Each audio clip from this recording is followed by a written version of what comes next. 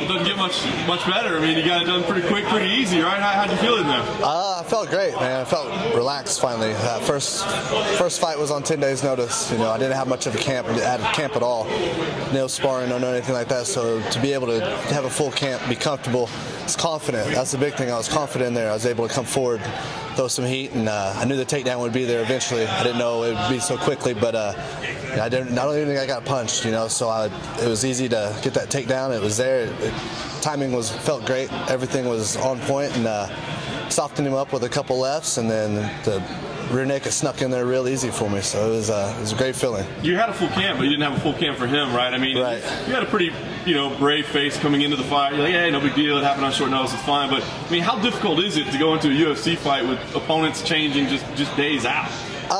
It wasn't too much of a difference for me. They were both orthodox. I felt like my wrestling was obviously going to be better, and all three of those opponents, I felt like my wrestling was going to be a lot better. So I was comfortable with that aspect of it.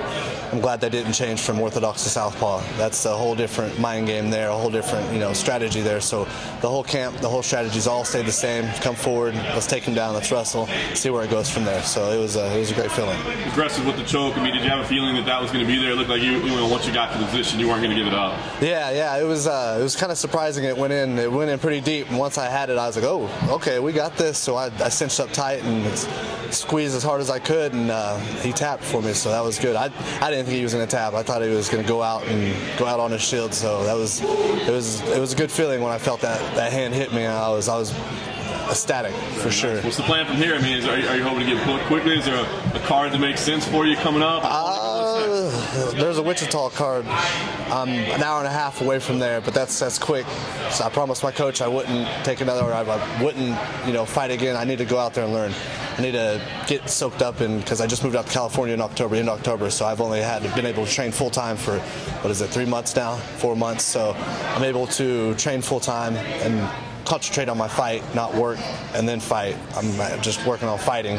What were you doing before? I'm a framer. I was building houses for a living. So I'd work all day, 10 hours a day, take care of my daughter, and then go try to get in the gym.